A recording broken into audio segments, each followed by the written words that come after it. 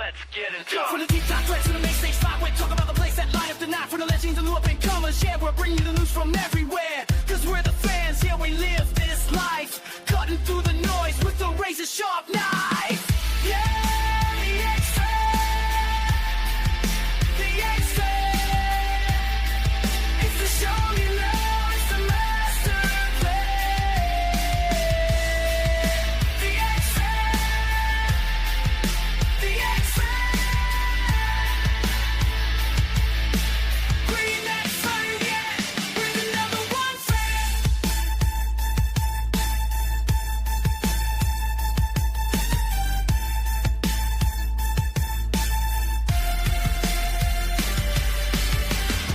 This is the X-Fan Show with Arlington and Spurg, and we're live.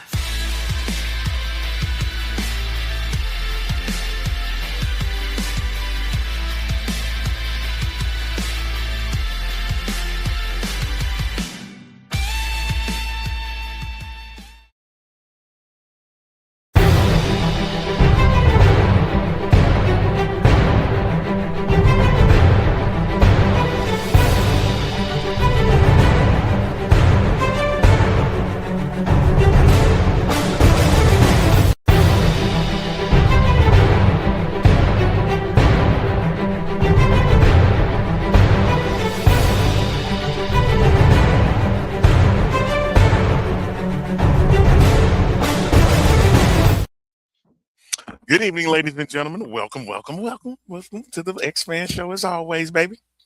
The It's boys are back in town on a Thursday night at our original time slot at 7 o'clock. Arlington, we don't deviate, we don't change, just sometimes we move the time back. But we're back to our normal time at 7 o'clock. Arlington, we have a very big show tonight. The UFL schedule drops. And then in the 8 o'clock hour, we're going to be talking to Adrian Lunsford of bdocs.com sports or bdocssports.com. And he is a founder and owner of the College Gridiron Showcase. Arlington, but we got to talk about it. Not to be unprofessional right now. I know. I'm trying my best not to be unprofessional right now. Because, man, I got a salad and I want to eat it. Well, okay. Here, I'm gonna put this up. Listen, I gotta say thank you to Mike Rapoli for giving us the Birmingham Stallions schedule. All Early. games on Sunday at 11 o'clock on Easter and Mother's Day. So thank you, Mr. Rapoli, for doing that. Oh wait, Arlington, that's not the real schedule, is it? No. Shut up! Tell me who the number is! It's this one is your, oh no, that's the Friday night schedule. It's this one is your real schedule right there. What's Arlington, up, Austin? how's it going? What's up, Arlington, man? I'm good, what man. do you How much- think? So far, we finally have it. We've been waiting since June. How's it going, Austin? We've been waiting since, it seems like forever. Hey, I mean, listen, you got to give credit to the St. Louis Falcons. They dropped their schedule a month ago. You know? Facts. I'm just saying, Facts. the St. Louis Slam dropped their schedule a month ago. Yeah. They did You it know, before the year was out. The two other teams that are here in St. Louis that live and operate in St. Louis, right? Before we begin any further, folks, you can catch this show live, of course, on the X-Fan Show page, but you can also check in with us on Gateway Sports right now live. And if you're on Instagram, ladies and gentlemen, you can follow us at X-Fan Show. We're there too. So a lot of different areas where you can catch our show. If you're not able to catch it in one area, you can catch it on another one. Right. So Now, get that out there you go. I mean, you know, it's just one of those days, Arlington. We just got all kinds of stuff. I'm all jacked up, baby. I see that, man. Up. Schedule's out. I'm excited. Oh, and by the way, January 31st, before I go any further, January 31st, the St. Louis Falcons football is doing a meet and greet from 5 to 7, January 31st at Hot Shots on South in South County, South Lindbergh. Come out, meet all of your, meet all the Falcon players, coaches, stuff like that. Come and meet them. You know what I mean, Arlington? Yes. It'll be a fun time. Should be, and you don't have to register. You don't have to register for this. You can just show up and we'll talk to you. Okay. All right. Right. All right. Show up and we'll talk to you, right? Absolutely. All right. But anyways, Arlington, let's get into this. Week 1, the schedule is finally dropped, May 27th. Our very first game is against the Birmingham Stallions and the Louisville Kings. 7 o'clock game, right? Mm-hmm. Arlington, as I look through this as a whole, if you notice something, well, first and foremost, Arlington, what are your thoughts on this schedule by just looking at it? So this is what I've learned from what I've seen here. The notes tell us, and I placed some notes if you get a chance to check them out. We got 43 games, 40 games, as you can see, lined up, of course, again, for this season here, right? Mm-hmm. 22 of these games are going to be featured on ESPN across the board, that season and postseason. I think there's 2 postseason games, so that means 20 during the regular season, 2 in the postseason. With ABC, I think ABC is going to have 2 of those games. No, I'm sorry, 21, and then the one game. FS1's going to have some games. I think Fox is doing. They got 21 with those. And then, of course, if you look at everything each week, that first game each week, those are all Friday games on Fox. Yeah, we'll show that schedule. We'll show that schedule here in a little bit, Correct. Yes. So a good way to kick off the season is AJ McCarron's debut against Chris Redman's debut in Louisville. And without question, Rapoli made sure that first game was going to be in Louisville. So the question I have to ask, Arlington, and the question that I have to ask you. Biased. It's biased. Is it, or is it really the smart move to do? Well, for Rapoli's case, he's doing it because he wants to make a big shift. And not only that, he's also got a game during the Derby week. That is true. Dan, we're going to break it all down. That first game. Right. Especially in this hour right here. Yeah, we're the first hour of the show. We're going to be talking UFL schedule, all of that. And I said, and again, tune into the second hour because we're going to have Adrian Lunsford of bdocsports.com to be talking everything. The man is an agent. He is a arena football legend and all of that stuff. But Arlington, is that really the first game to start with? The Birmingham Stallions? You think so? Yeah. Absolutely. See, I kind of say this with Dan. Our rivals played week 1. I think you should have started with the Defenders and the Battlehawks. Whose league is this? That's true. It's not the Fans League, that's for sure, because that's the Continental. Definitely not the People's League, because that's the Continental Football League. That's for sure. We know that for a fact. Look, and this is Canada Dry, ladies and gentlemen. Right. Okay. So I don't want anybody talking about me. Because Birmingham has been such a staple, right? Y'all are the funniest people on the planet. Why? Because when they put out the schedule, man, you flipped. You freaking flipped. Why? I thought that was genius by Rapoli. I understand there are folks that are not too happy, including myself, with Mike Rapoli, but to do that the day before the schedule release was just genius. That was nothing wrong with that. And I'm talking about Stallion fans flipped they freaking lost their minds. Lost their minds, didn't they? Some that we know. That we know. And Arlington, here's what I find so interesting about this. I don't know if you notice the backdrop that the 2026 full schedule is on. Do you notice the backdrop of it? What, the 4 primetime games that Louisville got?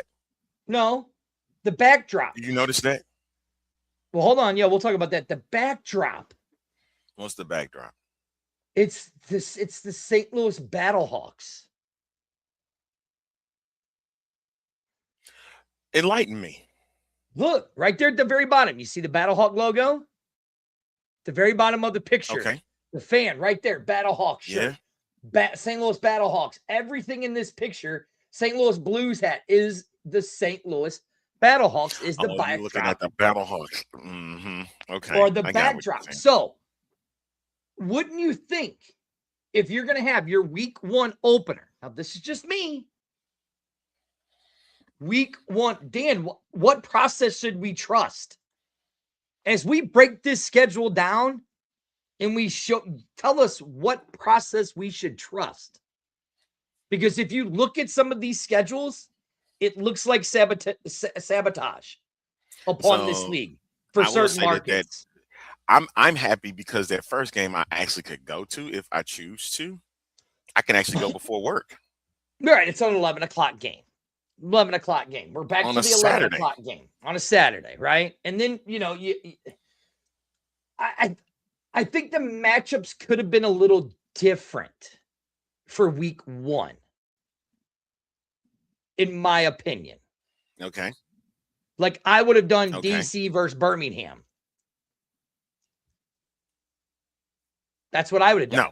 No, I'm telling you, I understand. Listen, I understand exactly where you're coming from with this.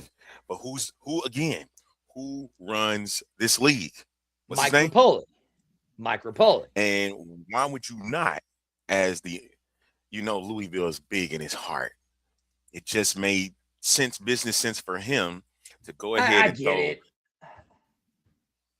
Now, if you really want to gripe about it, why ain't DC opening against Louisville, the champions against Louisville?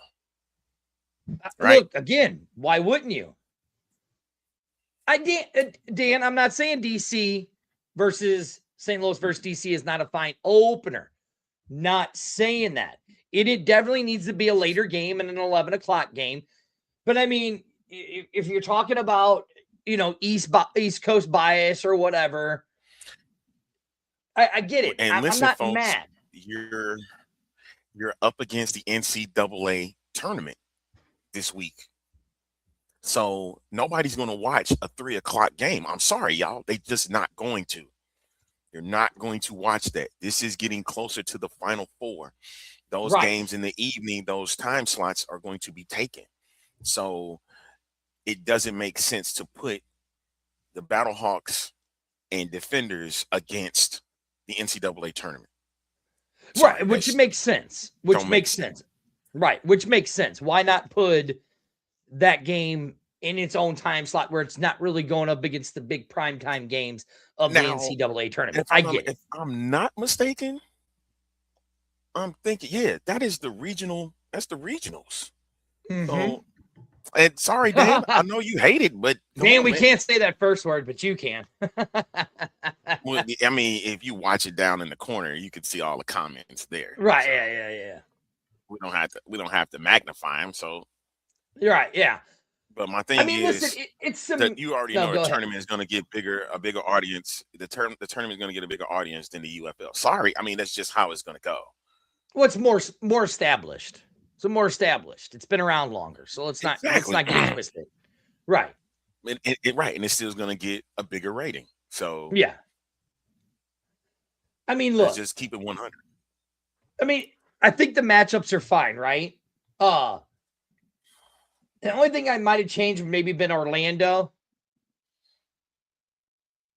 I mean, look right here. What the mayor says. The real issue is that the Mid-America Truck Show is in Louisville this weekend. That this is an opportunity, or that weekend.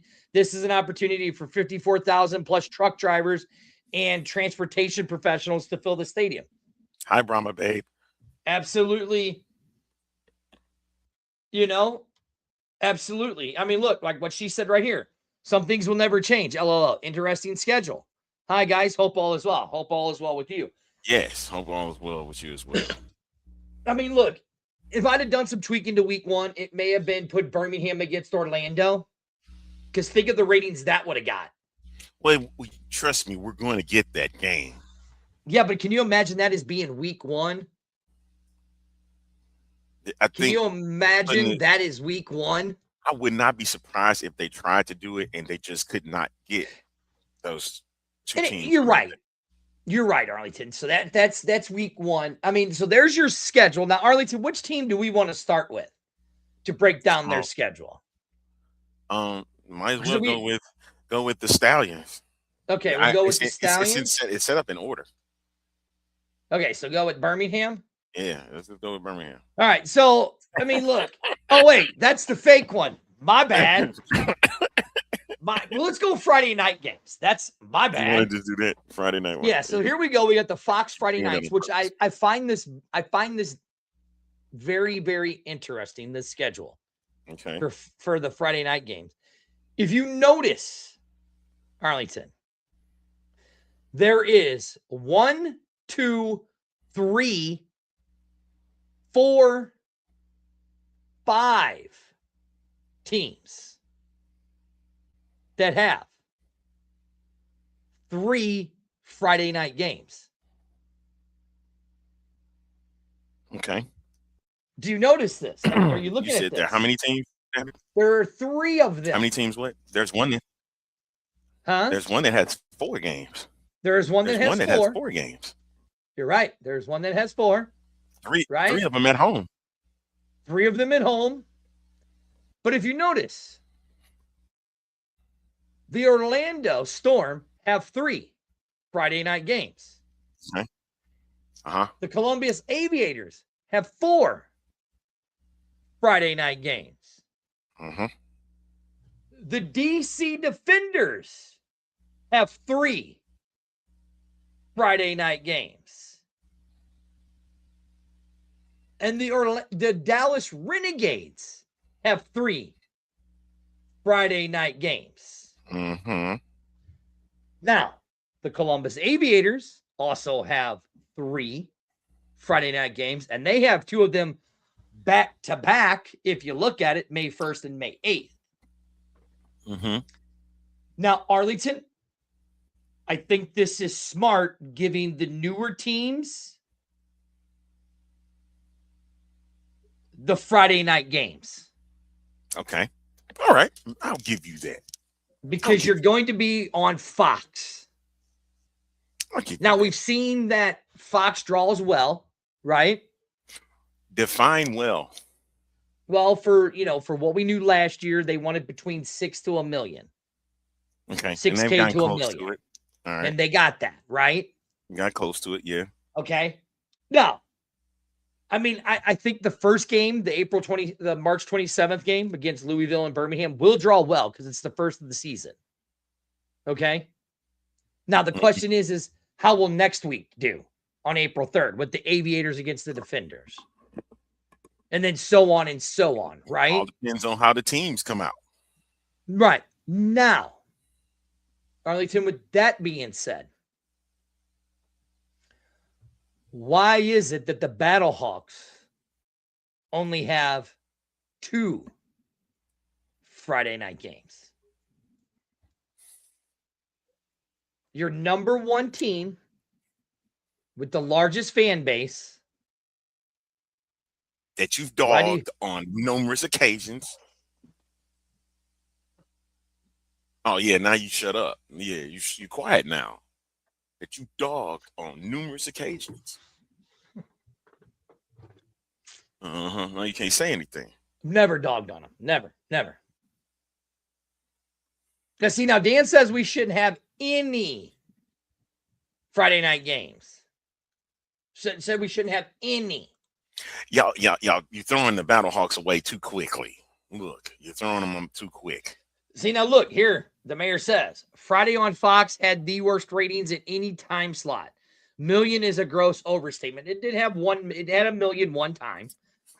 Listen, let's get something straight here. You all know Friday night is considered the death slot in television, right? Arlington, we had this argument, but when WWE Friday Night SmackDown was on Friday Night SmackDown, it was drawn over just two. They were drawing just over 2 million. 2. Right. Yeah. All right. Now Dan's right. I mean, in St. Louis, you can draw more money on a Saturday and a Sunday. That's true. You can in St. Louis. It's much better in St. Louis on a Saturday and a Sunday game. I'm telling you, it's not about the time slots. I mean, it's about the time slots. It's about the TV. What's going to be featured on television during those hours? And you already know other sports have first opportunities than the UFL. So the UFL is pretty much going to get whatever's left. Right. Exactly. Now, look, I do feel bad for the gamblers because they only have one Friday night game, and that's on on May 1st against Columbus, and it's on the road. And it's on the road, right? I like the love for DC because they are the defending champs. That they have 3, but they're all on the road on a Friday night. Because we know the issue that we have in DC of why you can't. I think it's smart to have the defending champs on Friday night. You know what I mean? But Arlington, out of these Friday nights. Yeah. No, that was Monday Night Raw. That went to Netflix. SmackDown went to add to USA. that, he's part right. He's partly right. In the States, it's not on Netflix. SmackDown isn't. Over internationally, it is. Internationally, it is, right. Correct. Internationally, it is on Netflix. But I get it. Friday Night Football can work here. The problem is it hasn't because of inconsistencies. And I'm correct. And I know we get on Rapoli all the time, but this is an opportunity to hopefully right the wrongs. Hopefully. Right. Look, I like the matchups. Like I said, I like that the 3 new teams are being featured on Friday night. I like that. Okay. I like that. I like that the 3 new teams are being featured Friday nights. I think that's good for the new team. I like that that the Renegades are being featured on Friday night 3 times because they're only getting the 4 home games because of the World Cup is using their facility in Frisco as a training facility. So I like that they're giving the Renegades love and giving them 3 Friday night games. But Columbus having 4 Friday night games. Again, it's a Rapoli thing, is what I'm thinking. It's got to be, and 3 of them are at home. 3 of them are at home. You know what I'm saying? Mm-hmm. So here's the thing. And if you look at it, the first 4 weeks of the season for Friday nights is Louisville home, Columbus home, Louisville home, Columbus home, weeks 1 through 4. Arlington, if those two teams do not do good in those first 4 weeks, what do we think how do you think it's going to go? How do you think it's going to go? It's not going to go over well. And yes, man. For TV ratings. It's probably not going to be hot, man. Just not going to be hot at all. So that first 4 weeks is going to be very, very important for the Friday night games. Oh, yeah, that's right. It isn't in Toyota Stadium on the 15th. That's right. It's going to be somewhere else. It's in Frisco, Texas. Yeah, that's right. At the Cowboys facility. Mm-hmm. It's gonna be at so, Arlington, I ask you, let's just say that Louisville is sitting there at 0-2 come April 10th. Okay. And let's say Orlando's sitting there at 0-2 April 10th. Do you think that game's going to draw very well? No. All right. I don't think so. Now let's say that April 17th game, and the Columbus is what? Would be 0-3 at that time. And let's say the Renegades are 2-1. Is that going to draw very well?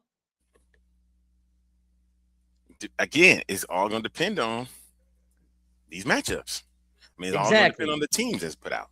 So I think those first 4 weeks of Friday night are very, very important for this league. It will set the tone for the rest of the week of football for that weekend. You know what I'm saying? Absolutely. That's what's really going to do it. Ronnie, we're going to get into that. We're going to get into that. Arlington, is there any more that you want to say on this on the Friday night schedule? I'm looking forward to some of these games. The I two am. Battlehawks The games that they got are at home. I'll tell you this. I'm looking for the first 2 weeks. Those are the most two I'm excited about. I want to see how it plays after that. Yep. Okay. Yes, indeed. That's my take. I'm taking the first 2 weeks of the Friday night schedule. Okay. Is what I'm going to be. That's going to be the pivotal point for that weekend. If you don't think Rapoli listened to you guys, he actually did. It may have took a lot of time to do it, but he's giving you what the freak you want.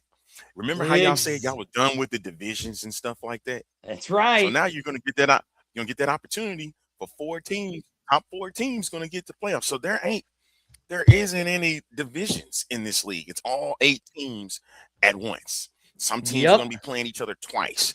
Now, from what I saw it, if there were divisions, I see who the Battlehawks are going to be playing this season. Correct. So the same can be said for here. All right. Now, here we go. The Birmingham Stallion. You see who's front and center? Mr. Alabama himself. Mr. Alabama himself, A.J. McCarron. And Arlington, I look at this schedule. It is not a favorable schedule for Birmingham. First 3 weeks on the road.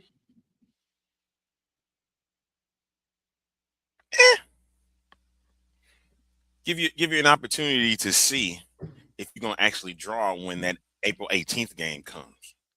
Because that April 18th game and St. Louis, the one in St. Louis should be pretty big too, because guess what? He's coming to St. Louis once again, ladies and gentlemen. He comes home to St. Louis. He's coming home. Yes. Yeah. So I'm really looking forward to the April 12th game, but the game if I have to circle in the entire UFL season, April 18th. April 18th, when Birmingham plays Orlando at home against Orlando. Like, I want to see if they shake hands. That's what I want to see. If eye contact is made. Or listen, if you want to spice it up, give me a Ben Johnson type of deal here. F the Storm. Yes. That's what I want to see. That is the game that I want to see. I think if I look at this, Arlington, right now, if I'm looking, right? Why week 6? Oh, God, they played the Storm twice. Yep. No. I just now noticed that. Good catch, Dan. Good catch. Yeah. So, yeah. They played the Aviators twice and again. So here's the thing. I think I see if they did do divisions, you can see who they're going to beat. But maybe just me. It's just probably because of the 8 teams. They're just doing it just for this season. And then next season, they'll flop them. You know, you'll have 2 games against the other divisions and just once against the other. Right. Maybe. Exactly. Maybe. But having the Storm twice, the Gamblers twice, and the Aviators twice is letting me know that this looks like it's going to be a favorable schedule for them. So, yeah, I think the way I look at it, I think with the 3 road games, to me, it doesn't look like Birmingham really got the fair shake of the scheduling. Now, we go to the Columbus Aviators. Now, Arlington, this is an interesting schedule if you look at it. For the first 4 games, or first 5 games, or first 6, really, right? It's away, home, away, home, away, home. And then 2 on the road and 2 at home. Right. This, to me, is a favorable schedule for the Columbus Aviators. And to be honest, there's not really one game on here that I'm too excited to watch other than the Friday night game against the Defenders on the 3rd. This is crazy. So in the first 4 weeks, they're gonna have 3 primetime games. 2 Friday night games, and then they got the Sunday night game. Against Orlando. Interesting. So the Aviators, with their schedule, he is pushing them. Again, I'm happy for the Aviators because it's a newer team. Yeah, newer team. And he's putting his new team front and center. Now, Arlington, I ask you this. Okay. How does this look if the Aviators stink the bed up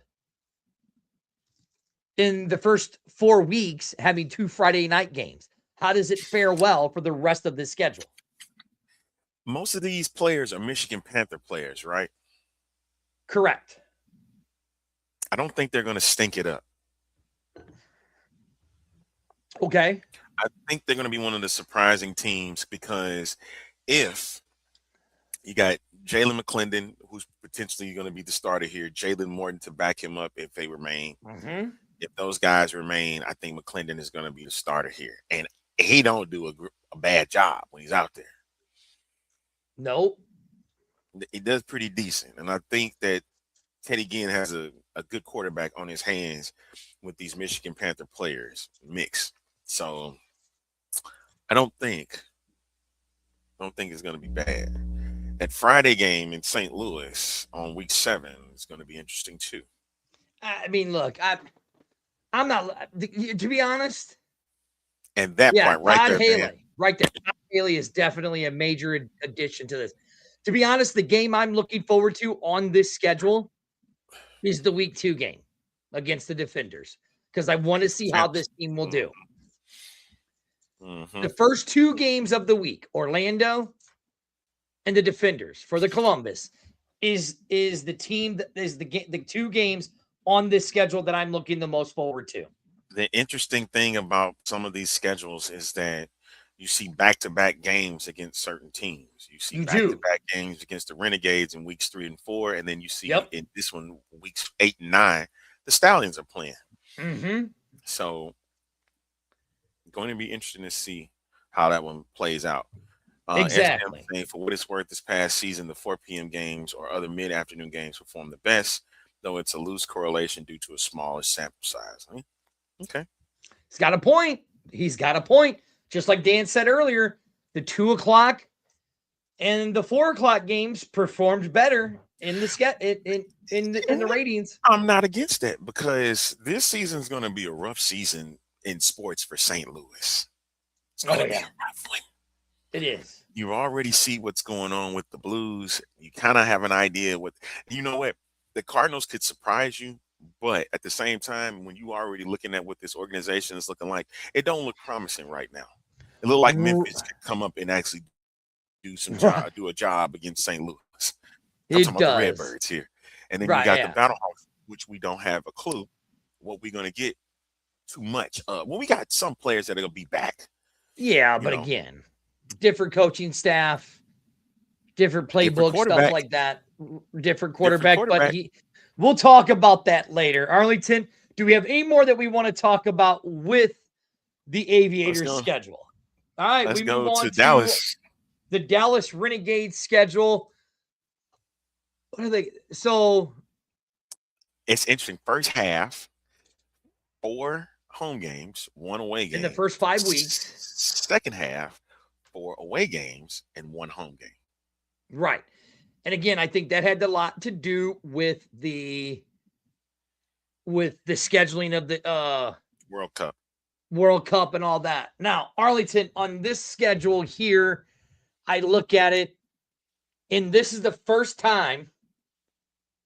What's up, Pudge? the first time where I'm excited to see a Battlehawk game on here because it's April 7th. Because what we've noticed every single time against the Battlehawks and the Renegades, they have been close and tight games. This is an interesting game because this game is on a Tuesday night. Correct. Not the traditional Friday, Saturday, or Sunday. Correct. This is a Tuesday night game. So this is after the, and the weird thing is, well, not just that. It's not weird. It's a primetime game because it's in 7 o'clock, right? But there is no NCAA basketball. No, for either side because it'll be over on Monday. Yep, it'll be over by then. The NBA doesn't. If the NBA is being featured, that's going to be on NBC, right? So you'll have that's the only competition that you'll be up against. Pretty much. Now, I'm trying to think of NHL, of course. Yeah, but the NHL is more streaming. But that's not a big thing either. Right. MLS, that's more streaming on Apple TV. Thing. So there really isn't anything on Tuesday night. This is the game that is the most interesting, being on a Tuesday. A lot of people don't see that. They should. Now, that again, that is the game of all the Battlehawk games that I am the most exciting to see because of the day that it's on. WWE's on is just NXT. WWE's on is just NXT, right? Right, yeah. And what else is that? TNA is on Wednesdays, right? Mm-hmm. Okay, so right, now it's not much competition to deal with. Is the point? Other than that, this Dallas schedule looks very favorable for them for the first 4 weeks.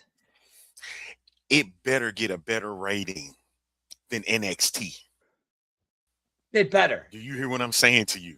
Yes, better I hear get exactly a better what rating you're saying. than NXT. You know, I know.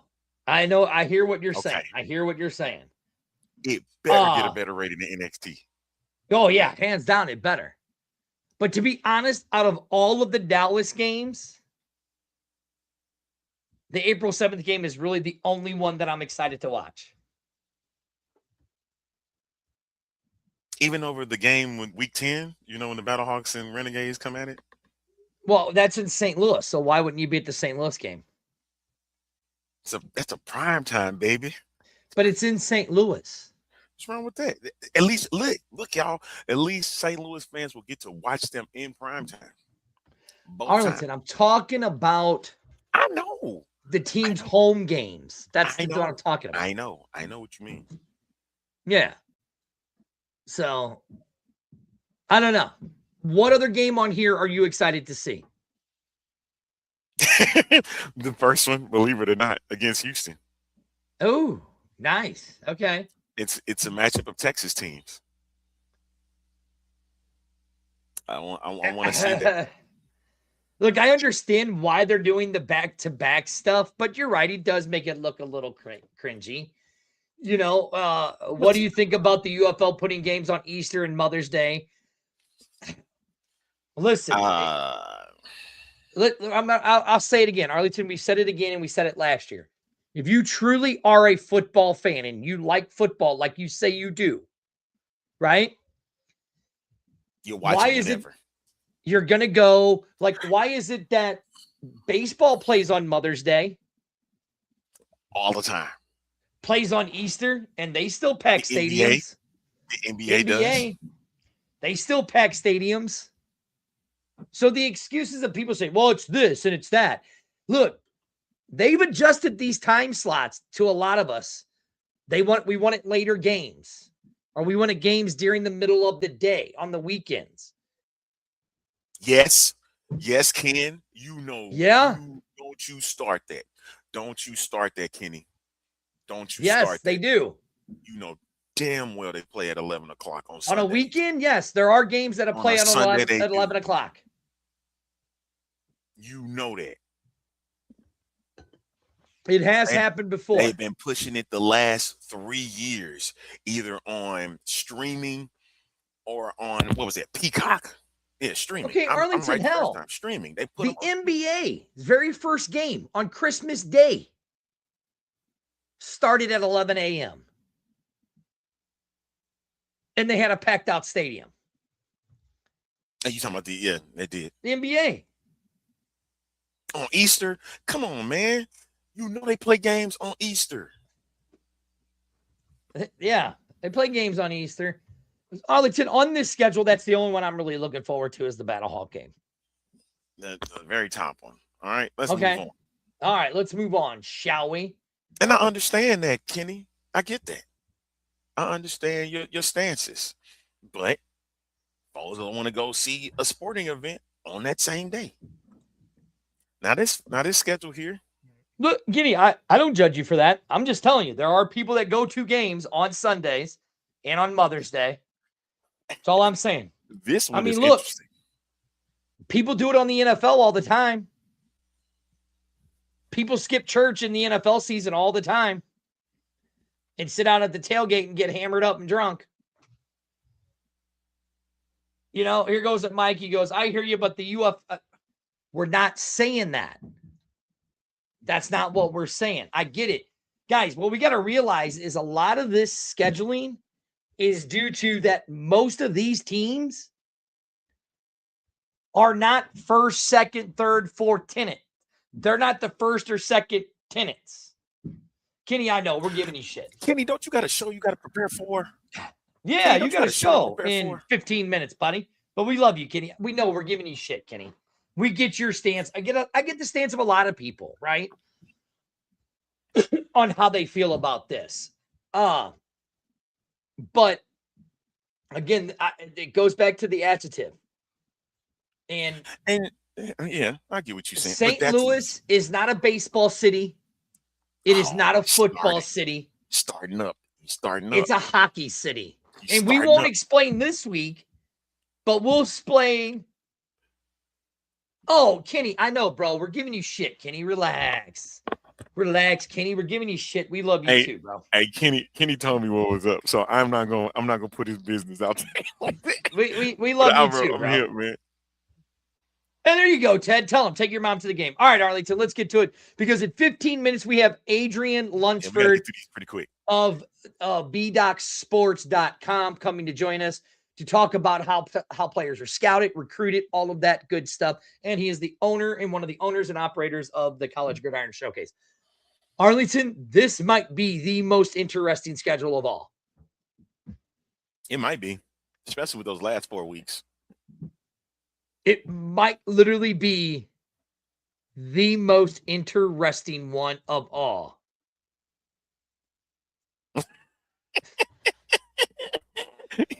Bud said in 2 comments, preach and you lost me. That's great. I love my fans too, man. I do too, man. This show. They all can kiss my ass. But I still love them. Week one, of course. Week one. The champs go into St. Louis.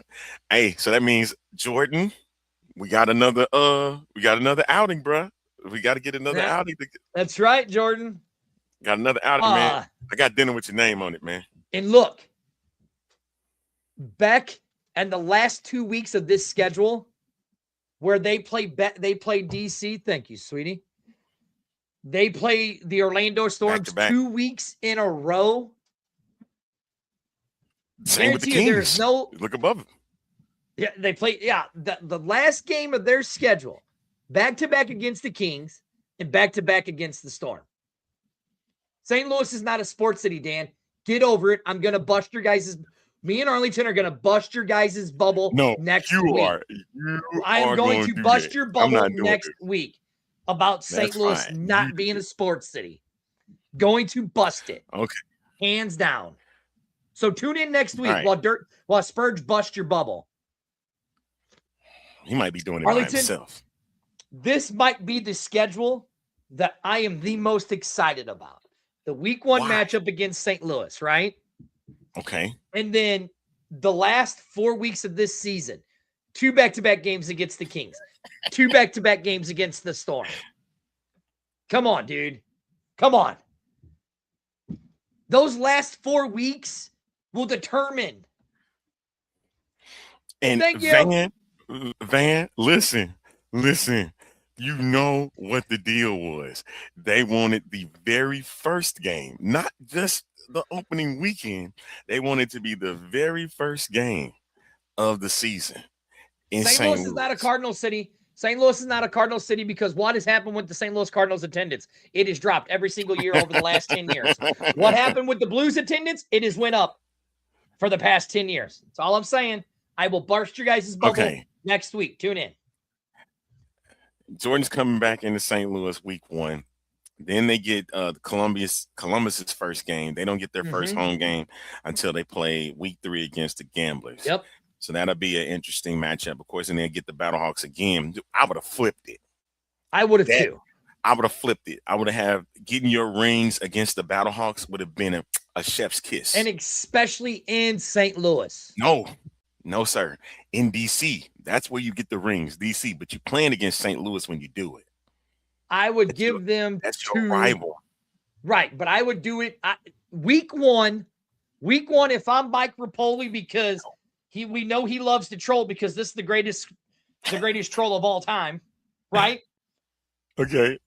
I would hand the DC Defenders their rings right in the Battle Dome.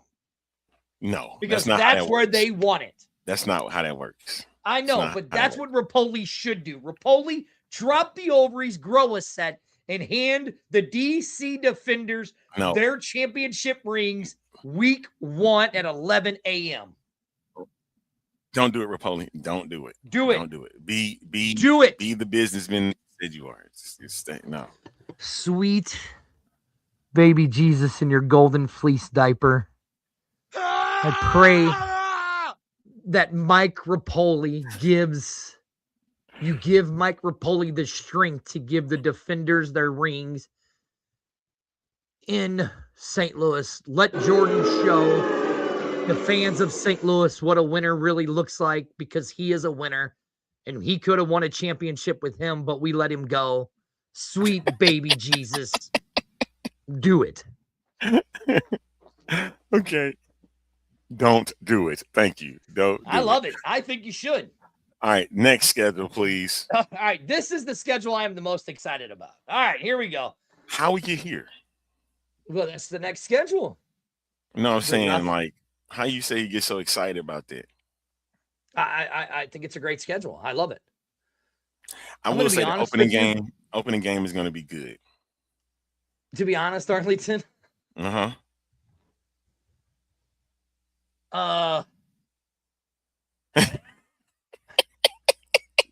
To be honest, there really isn't a game on this schedule I'm looking forward to. Maybe the Battlehawk game, because they're playing them twice. Maybe because they play them back to back. And they're playing the Stallions twice too. So yeah, I mean, as much as I love the Houston fan base and all of that, yeah, there's not a game around here I'm really looking forward to. Wait, hold on. That only amounts to about, I don't know, 5 people. Maybe.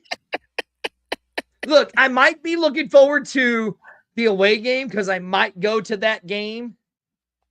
Or that, I'm definitely going to the home game, though. Or no, I might go to the home game on the 24th because we have friends who live down there. So I'm okay, fine. The Battlehawks game is the only one I'm looking forward to on this. The gambler couple is going to be there. Right. Is there any other thing we need to talk about on this team? Because I think this team's going to be just as bad as they were last year. Next. Hey, many players are retiring. I'm that noticing. Is true. Now, this is interesting. This is an interesting schedule. This is interesting, for sure. Again, on this one, I'm looking for the week 1 game because it's actually every Friday night game that they play is the games I'm looking forward to. I'll give you that. That's the games I'm looking forward to because I want to see, because it's a new team, I want to see how they do and how well they do. I want to see how Chris Redmond is as a head coach too. Yeah. Right. You exactly. The 2 Defender games, you got the 2 Storm games, and then you got the 2 Renegades games. So again, y'all, the top 4 teams make the playoffs. Yeah, there you go. Boise. Well, I mean, there was Idaho? people that said that they were going to get a Boise team, but how'd that work out, Arlington? You know what I mean? Now, look, the one game that I think we might have be to the go. look, seriously, is that Thursday night game right there? Arlington, do you realize what's that weekend? It's Derby week. Do you know how expensive hotels are going to be that week? Ain't we just going there and coming back? I don't. Not on a Thursday night. I got to work the next day. That is a Thursday game. Sorry, I ain't taking off on a Friday to go to that game. Not doing it. Sorry. Not doing it. Not doing it. Sorry. Ooh, we gotta. Now I might go a different game. You know, look, I might go to. I can't go to the May 24th. Okay, I might go to the April 10th game against the Storm. That's the game I want to go to. That 30th one though. Okay, I'm good. off. Good for you. Go. I'm not going. I'm not taking off work. I will pay for anybody ticket that want to come with me for that game. I'm not taking That's off in work. St. Louis. That's in St. Louis. No, it's not. It's in Louisville. So we can drive, you fool. Okay. I'm not taking off work the next morning. 7 o'clock game, not taking off work to go down there. That's not fine. doing it. It's cool. Yeah. I'm not going. doing it. You go for it. I'm not. I'm going April 10th to watch the Orlando Storm play. I already know why. Again, this schedule, there's not really, other than their Friday night games, that I'm really worried about. You know what I'm saying? Right. All right, next schedule. 2 home games to start the year. Hello, what's up, Chemo? I look, I knew Sabrina would add. All right. Look. 2 home games. To be honest. It's all new teams in those first 3 weeks. That's true. The only games I'm looking forward to this, there's 3 games. April 18th. April 18th, April 25th, and May 22nd. May 3rd, May 22nd, and May 31st. So he does have the freaking schedule. Because you know it's back against former foes. Right here, you know, he's against AJ 2 weeks. And then he comes back, you know. If they do come with a 27th season, you know Orlando's coming to St. Louis. Oh, yeah, you know it is. It's almost like we got to have it just so I want to hear the ovation he gets. If he gets one. All right, if he gets one. To be honest, other than the DC schedule, this might be the schedule that I'm looking the most forward to. I think this one the one. This is the one. I think this one might be the one I'm looking the most forward to, is the Orlando schedule. Now, they probably ain't going to have a lot of fans in the stands. But I'm looking forward. I mean, look, like right here what the mayor says. Remember,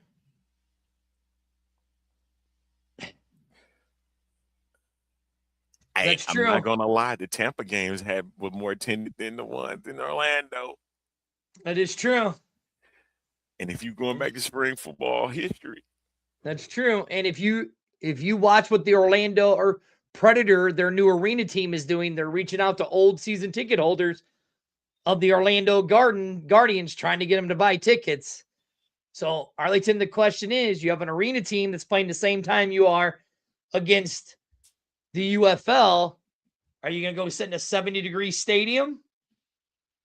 80, 90? Or are you going to go sit in a 100-degree outdoor stadium? Sit where it's cool inside, or you want to go in the outside? Where it's or you going to go sit in a 100-degree stadium? In the South. In the South. In the middle of Florida. During what are you going to do? Season. I'm going to go sit. Facts, man. Facts. They were 6 weeks earlier. Like smart people would have done. Yeah, but if the NFL has it their way, moving up to 18 games, I don't see this schedule backing up anytime soon. You got to. You would have to. How you gonna be able to? if they go to 18 games, the NFL goes to 18 games, You right? start the middle of freaking February. It doesn't. It works. Right in the middle of playoff football. No, it won't be. They just gonna because start the season earlier. All right, the Super Bowl won't end until President's Day. and put that bad boy on a Saturday. It don't hurt. It won't hurt. That is true, Pudge. Most of their games are at night, so that won't be so smart. bad. That's smart. But this is the schedule I am looking most forward to. Next. All right, here it is. We saved the best for last and probably the worst looking graphic of all of them. Like, I don't know what the Battlehawks are doing here. I mean, let's look at some of these other graphics. We at least had AJ. Stop it, man. We had Just the go field. back. Look, we had the field. It's small. How small? I know, is but look, we had DC fans. Oh, we had the stadium. Oh, the stadium. Shell Energy. Oh, we had the stadium. Oh, let's just put a blue screen. You can't see the stadium in the background. I There see ain't no it. stadium in the background. That ain't That the is dome. the stadium in the background. That Ain't the is. whatever, dude. Whatever. Hey, That hold is on. the dome. Hold on. I take that back because in the main graphic, in the main schedule, they have all the Battlehawk fans on. Okay, Exactly. I take it back. So shut up. I take it back. Okay, I take it back. Arlington, the most interesting schedule of them all, right? Home game against Birmingham. Home game Well, against DC. Let's look at it, right?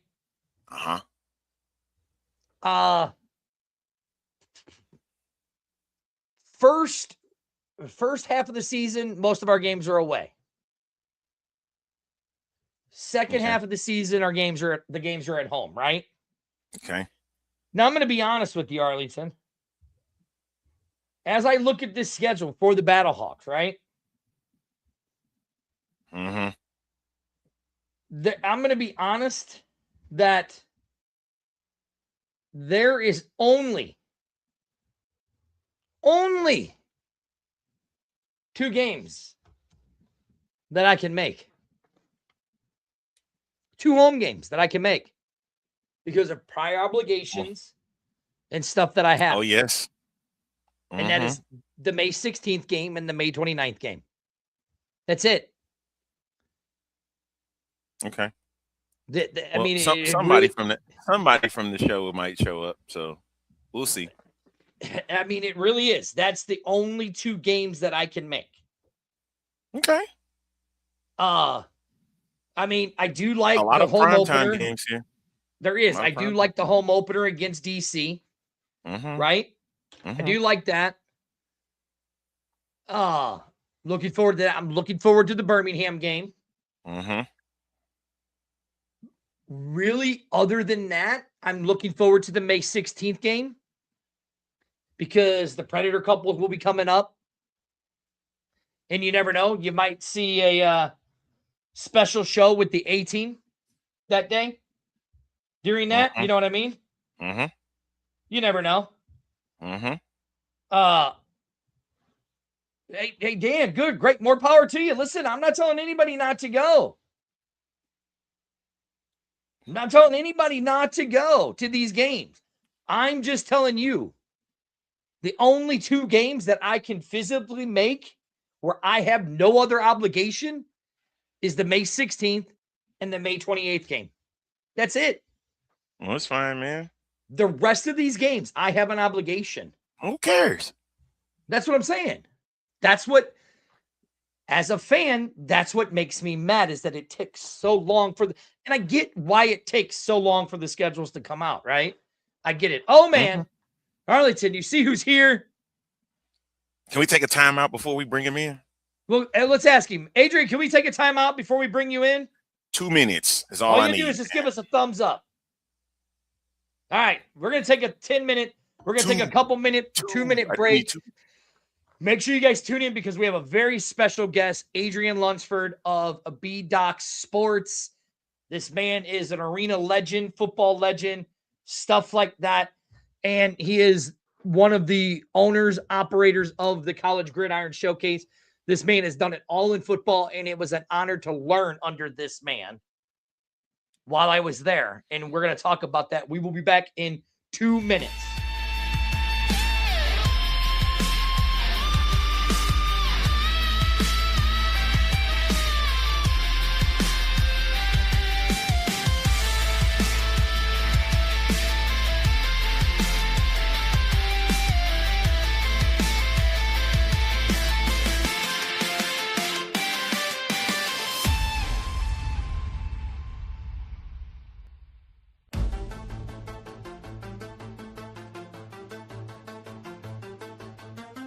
You've been waiting for this. It's time to trap men.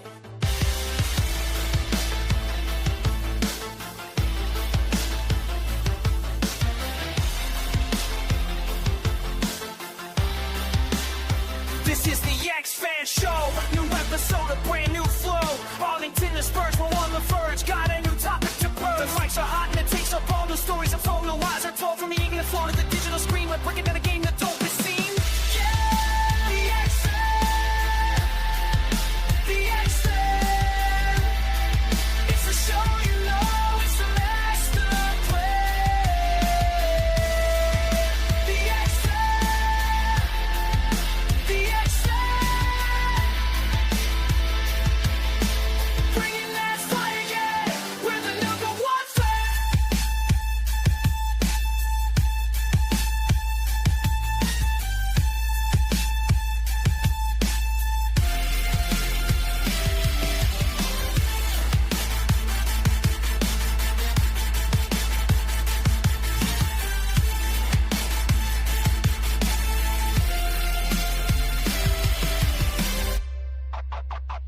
Let's get into it. From the deep top threads to the main stage spot, we're talking about the place that light up the night. From the legends and the up-and-comers, yeah, we're bringing you the news from everywhere. Cause we're the fans, yeah, we live this life. Cutting through the noise with the razor-sharp knife. Yeah, the X-Fan.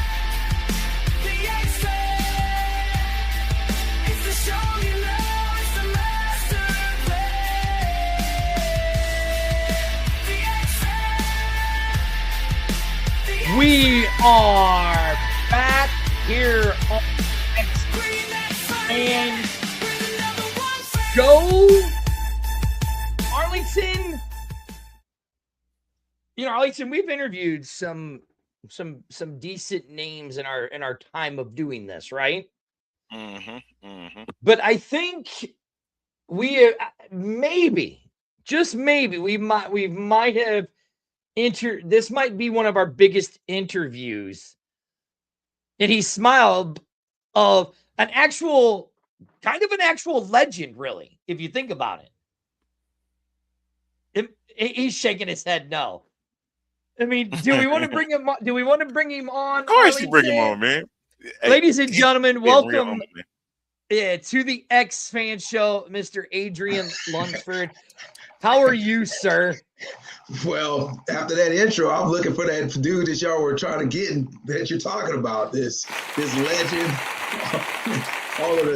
all of the things that you're talking about. I don't know who you know, but I know Adrian. Look at him being all extra modest and stuff, man. Nah, Look at him being all extra modest. Nah, no modesty here. I don't know who you were introducing, but yeah, that guy. So, Adrian, thank you for joining us here tonight. This is just like, you asked me when I was like, hey, would you come on? You're like, yeah, man, Spurg's not a problem. You're like, well, what kind of interview is this? And I'm like, well, it's kind of professional, but a lot of off the cuff. You know what I'm saying? So you never know what we're going to say. But first and foremost, tell everybody who you are and what it is that you do first. My name is Adrian Lunsford. I played professional football for 11 years. I run a company called B-Doc Sports, as you can see right here, www.bdocsports.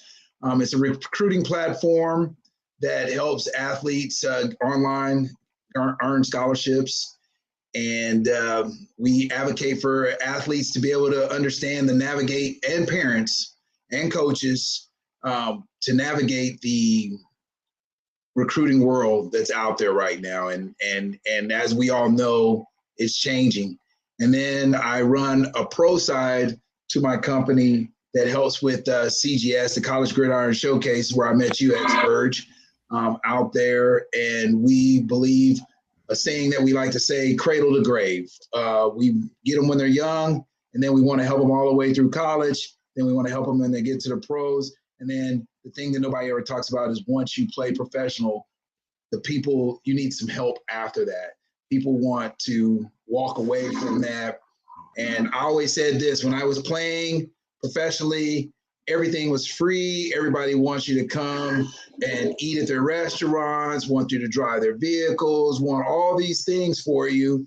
And that's when you got money. You don't need it then. It's when you don't have the money, when your career is over with and you're not making that type of money that you were making. That's when you need the help. And nobody wants you around, you know. Wow. That's one of the biggest things. So that's one of the conversations that I always try to have with the athletes, and just understand that, you know, take advantage of what your opportunities. Networking is a huge part of when you're playing, you know, because you're going to meet people then.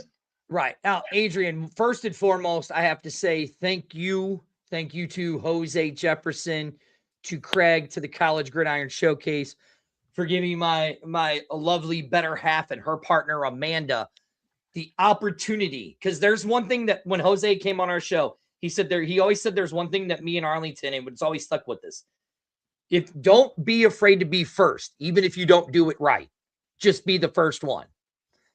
And I just got to say thank you from the bottom of my heart that you guys gave my significant other, her partner, Amber, the opportunity to be the first, not just the first podcast, video cast to broadcast live from your guys' event, but to be the first women to broadcast from your event. So from my heart as a spouse and another former broadcast like that, I got to say thank you for allowing them to do that. It meant a lot to us.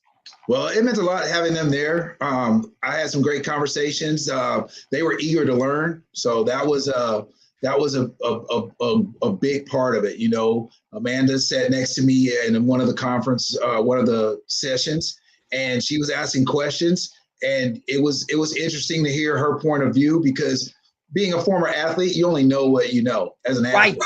You don't look at it from the lens of a female. You know, even though I'm married, I got a daughter, but it's still, everybody has their own view of what they think is football and what's going on behind the scenes. So, yeah. All right, now I want to follow up. Arlington, I know you got some questions, but let me follow up on that one. Follow up as much as you want, bro. Like you said, Amanda was sitting there, and I came in. I was running around taking pictures for her, right? And I know that she was jaw-jacking you on because she loves football. She loves it.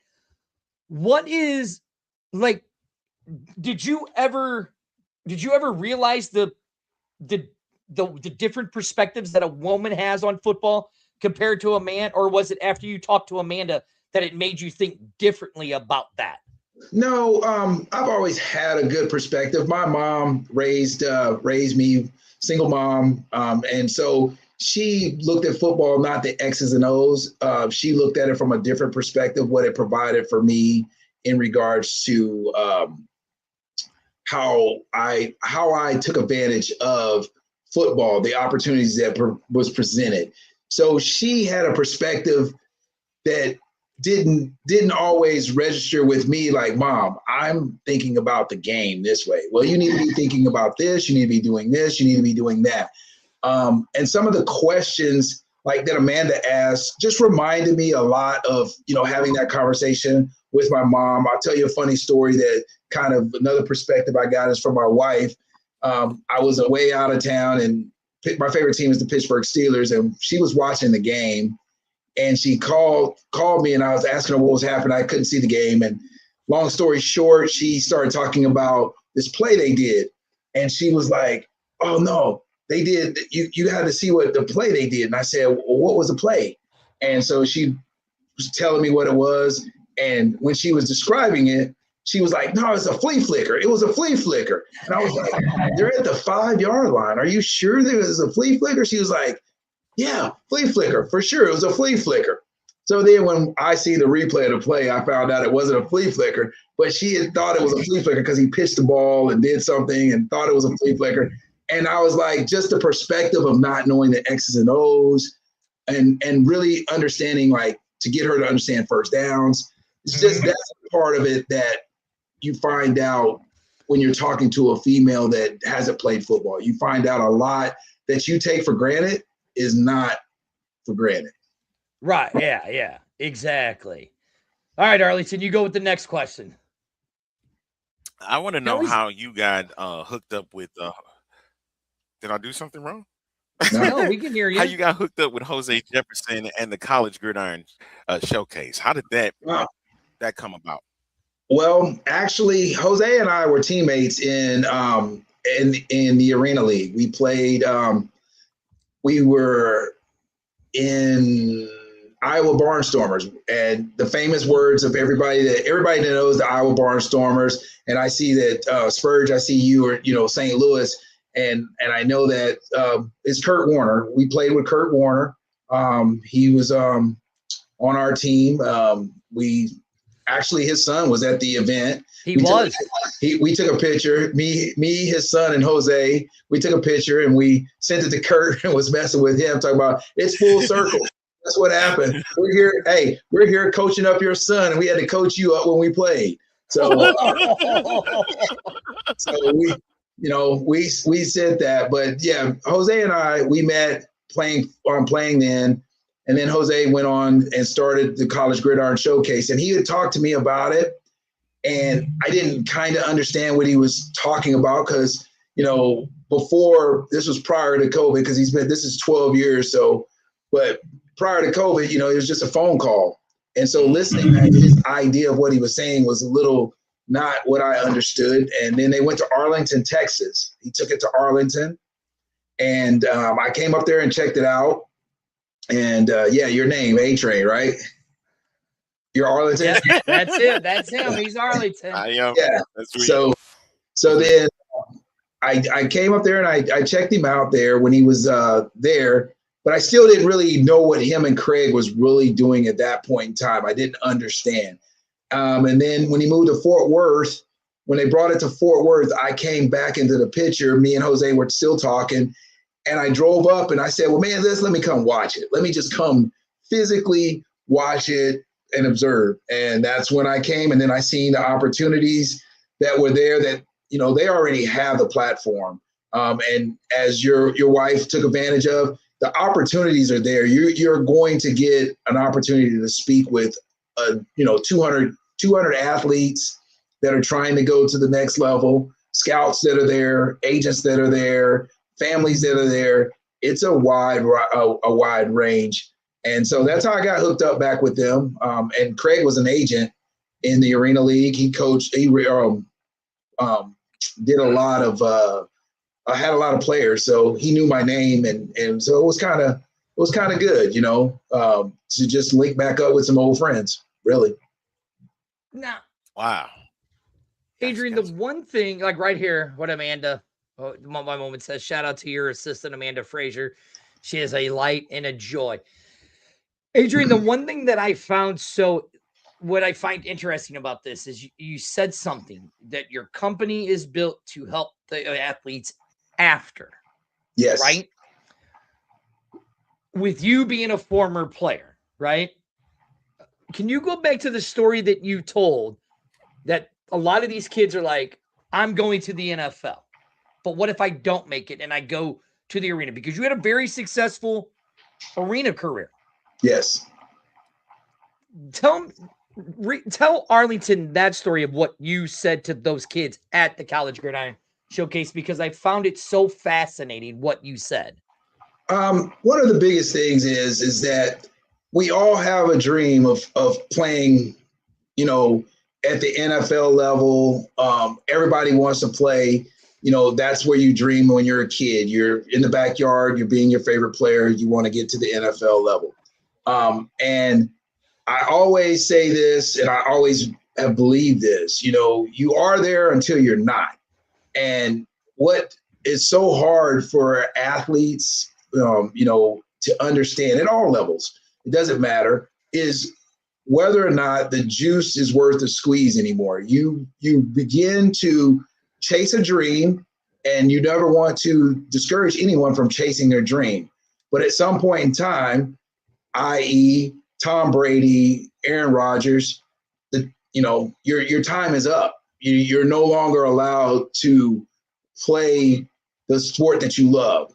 And when I wasn't able to make it to the NFL, I got hurt here or this happened or whatever, I really realized that I was still playing and I enjoyed what I was doing.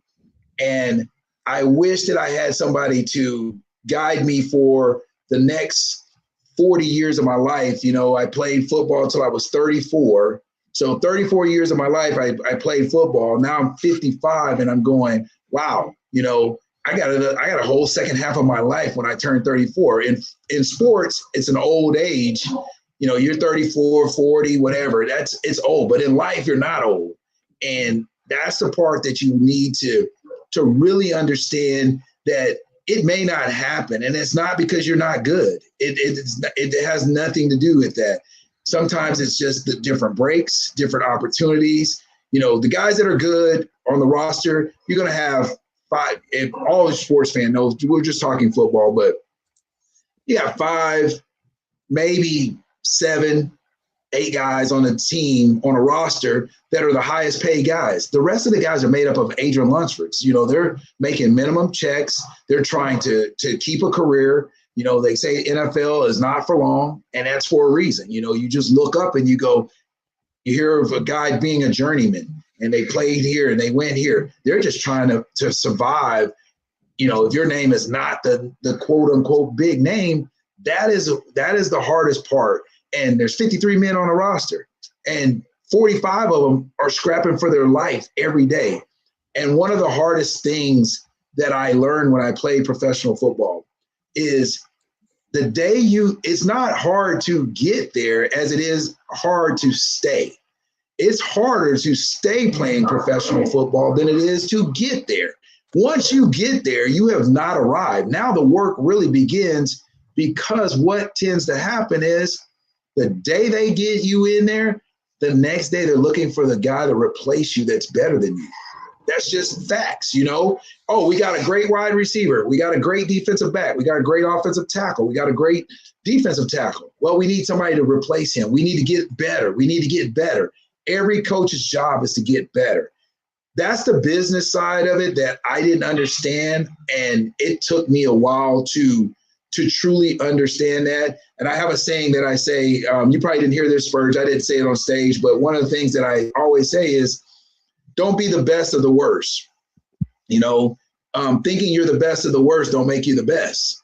And I was the best of the worst when I first got into the Arena League. I thought I was really good, but when I really looked around and looked at some of my peers, our team wasn't very good. We were 0-14. We didn't win one game, not one game. And I thought I was good. And then I got on a team that was good, and I realized that I really needed to work to stay.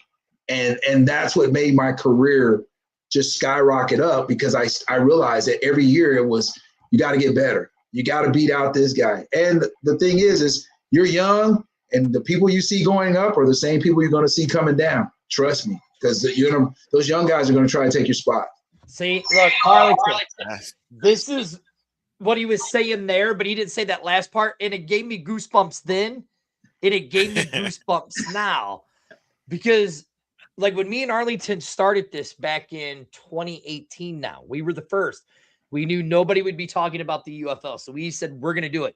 We were terrible. Right. When we first started, right? We were terrible, but we just kept going, and we keep going every week, and the fans keep tuning in, so that's the reason why we do it. But Arlington, before you ask a question, Adrian, I have a surprise for you. Okay. This is courtesy of the A-Team, okay?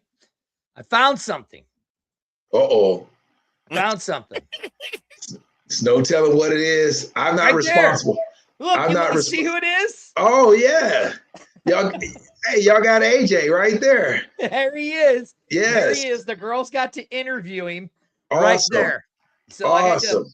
I had to dig through the picture. That's courtesy of the A-Team. They got to interview him, so I had to dig through the picture for you so I can Well, that's find good. it.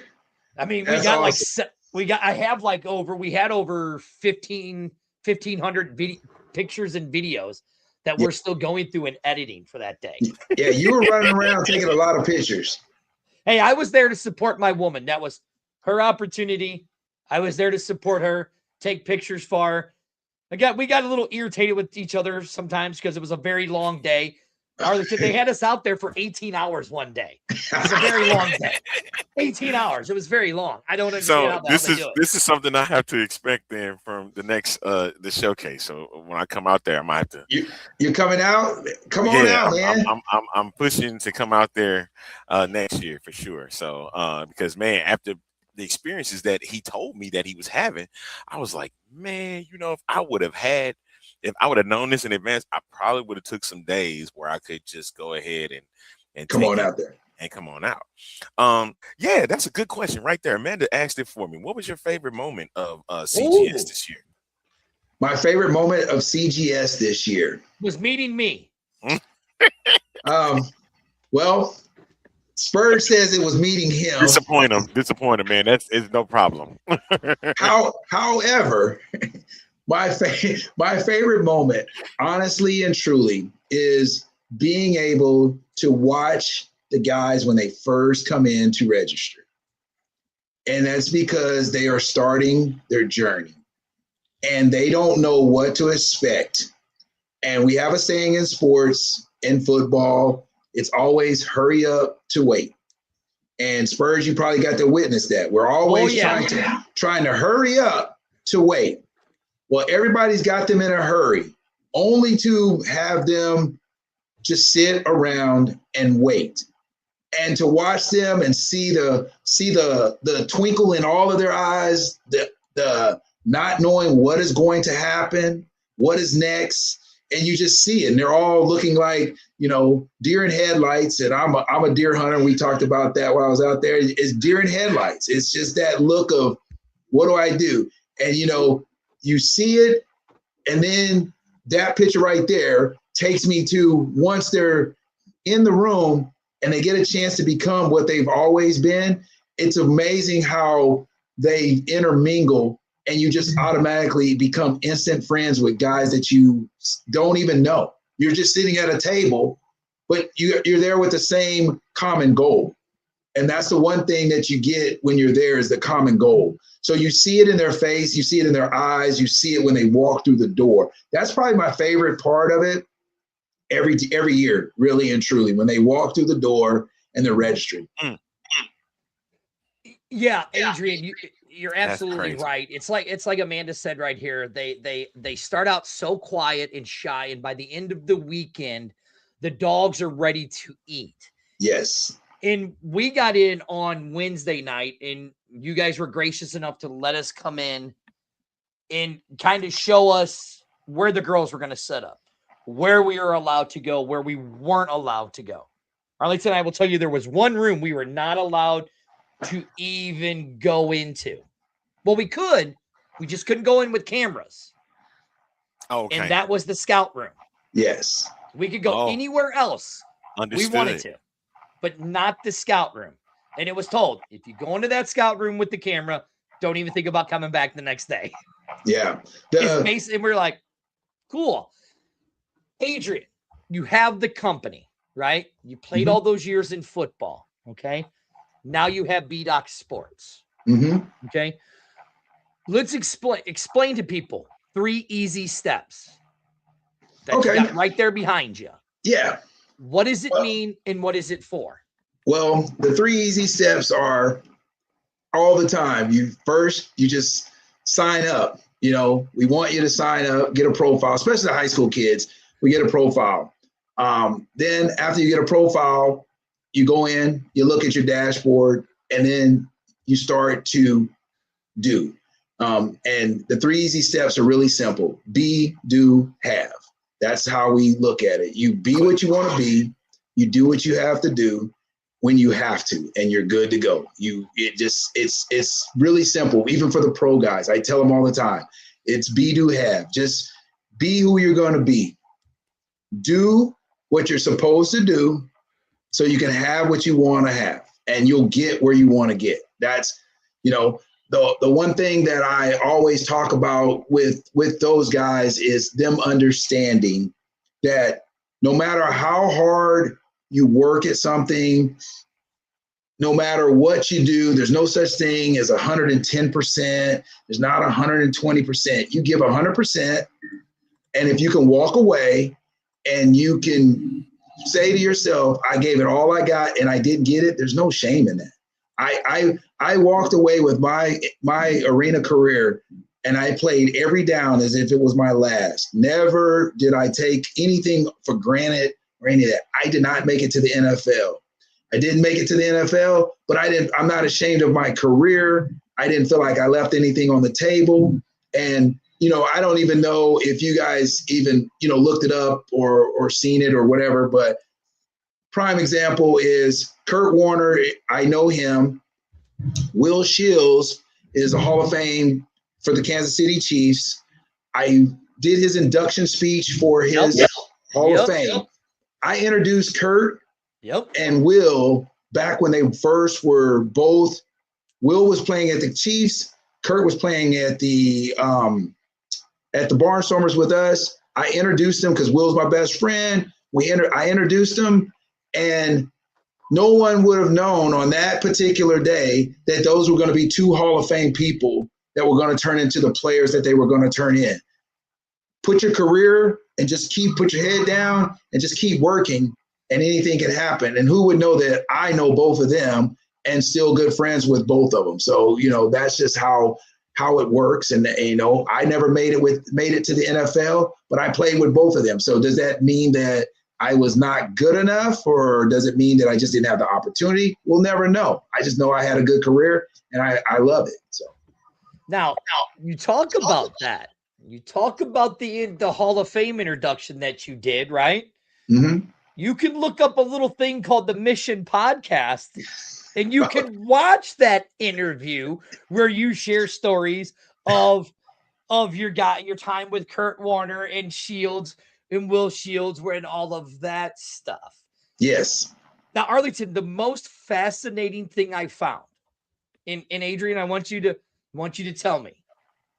The one thing they said is it's when you get into the world of football, it's hard to get into the world of football. And it's just as easy. It's just as hard or quick to get kicked out of the world of football. Oh, without a doubt.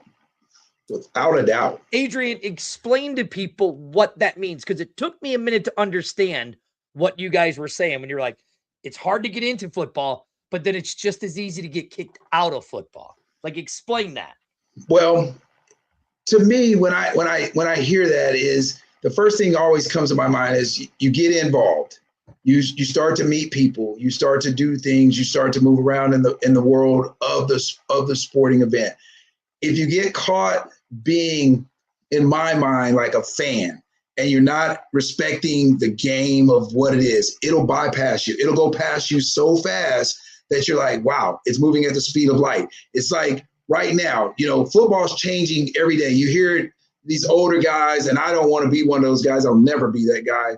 Oh man, that's not the same game that I played. It's not. It's not going to be. It's not going to ever be what you were. It's got to get better. It's got to evolve. It's got to do all those things. And that's part of evolution, is part of that, how quickly it'll disappear on you. You'll look up and you're in it, and then the game will evolve and you're not evolving, and it's gone. You're out of there. You look up, you have no job, whether you're playing, whether you're in the back office, front office, wherever you're at. Everybody on a team, everybody on a roster, from the janitors all the way up to the owner, has a responsibility to make that organization better. And I won't bash on anybody's organization while I'm here live and all of that, but there's some organizations that we all know that you can just tell across the board that they're not where they need to be, because they don't take pride in that. And you see guys in and out just like that. I mean, yeah, it happens all the time. This is the X Fan Show. This is our special edition with Adrian Lunsford. And not in his mind, but in mine and Arlington's mind, an arena football legend. He is the owner and operator of B-Doc Sports and one of the owner and operators of College Gridiron Showcase. I always get that mixed up. All right, Arlington, I know you want the next question, so go. You're muted, bro. So you see what I got to deal with, Adrian? all the Hey, time. Listen, sometimes it's like that. I'm sorry. You see what man. I got to deal with? I You see accidentally this? hit buttons all the time, man. I sit here like 'cause I'm listening to everything, and then I was like, I'm gonna mute myself so that way I don't do anything crazy at the time. And then he was like, "Man, you muted." Oh my gosh, so that is already embarrassing as it is. B-Doc Sports. Talk a yes, little sir. bit about your the company B-Doc Sports, how all that came together, and why is it such important to you for what you're doing to not just for players, but also community based too. The B-Doc Sports came about because when I was in, I'll make this story short but good in the sense that in high school, I played on a state championship team. We were undefeated. Will actually played on that same team.